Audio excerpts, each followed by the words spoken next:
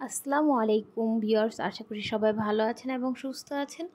আপনাদের জন্য সাফুমার এই কিচেন থেকে নতুন এক রেসিপি নিয়ে হাজির হলাম। আজ আপনাদের দেখাবো কিভাবে আমি গরুর কলিজার ফ্যাপসা ভুনা করব। এখানে আমি 1 কেজির মতো গরুর কলিজার ফ্যাপসা নিয়ে নিয়েছি। এটাকে ছোট ছোট পিস করে ভালো মতো কয়েকবার ধুয়ে এখন আমি এটাকে সিদ্ধ বসিয়ে দিয়েছি। সিদ্ধ হয়ে আসলে এখন আমি একটি ছাকনার সাহায্যে ঢেলে কিছুটা ঠান্ডা পানি দিয়ে ধুয়ে নেব। আর এখানে আমি কেটে নিয়েছি 1 বাটি পেঁয়াজ কুচি, 3 চামচ আদা রসুন বাটা, একটি আলু ছোট ছোট পিস করে কেটে নিয়েছি। আপনারা চাইলেও দিতে পারেন, আর ইচ্ছে করলে নাও দিতে পারেন। নিয়েছি 2টি তেজপাতা, স্বাদ অনুযায়ী লবণ, আধা চামচ গরম মশলার গুঁড়া, 1 চামচ ধনিয়ার গুঁড়া, 1.5 চামচ হলুদের গুঁড়া, 2 চামচ মরিচের গুঁড়া, আর লবঙ্গ, এলাচি, দারচিনি পরিমাণ মতো। এখন চুলার মধ্যে একটি কড়াই বসিয়ে কিছুটা তেল দিয়ে পেঁয়াজ কুচিগুলো আমি দিয়ে দেব। অল্প কিছুটা রেখে দেব। এখন আমি এটাকে নেড়ে চেড়ে হালকা করে ভেজে নেব। এইভাবে যদি একবার বাসায় রান্না করেন তাহলে বাচ্চারা, বড় ছোট সবাই অনেক মজা করে খাবে।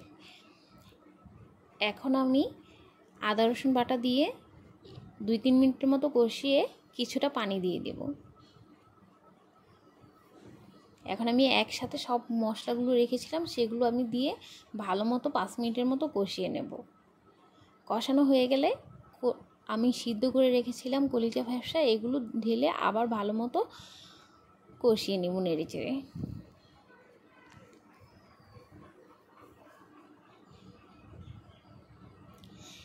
এইভাবে আমি 20 মিনিটের মতো মিডিয়াম আঁচে রেখে এগুলো কষিয়ে নেব।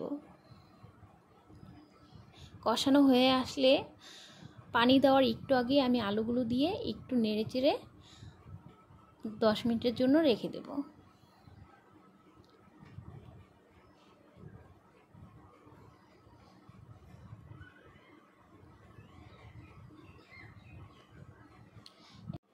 এখন আমি ঢাকনাটা উঠিয়ে আবার নেড়ে চেড়ে দেব, যাতে করে নিচ দিয়ে পুড়ে না যায়। এখন আমি পরিমাপ মতো পানি দিয়ে ঢাকনা দিয়ে ঢেকে দেব। কিছুক্ষণ পর ঢাকনাটা উঠিয়ে আবার নেড়ে চেড়ে দেব।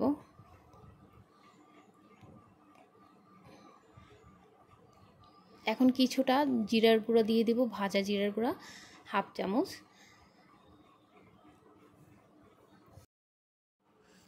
এখন চুলা থেকে এটা আমি নামিয়ে নেব। নামিয়ে একটি প্যান বসিয়ে কিছুটা তেল আর যেই পেঁয়াজ কুচিগুলো রেখেছিলাম সেটা দিয়ে দেব। দিয়ে আমি একটি ব্রেস্তার মতো তৈরি করে নেব।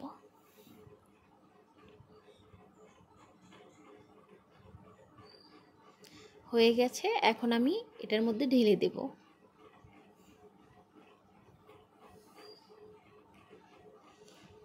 এখন আমি একটু নেড়ে চেড়ে 5 মিনিটের মতো চুলায় রেখে নামিয়ে ফেলবো।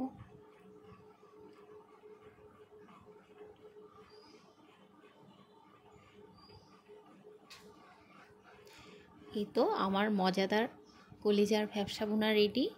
আশা করি সবার অবশ্যই ভালো লাগবে।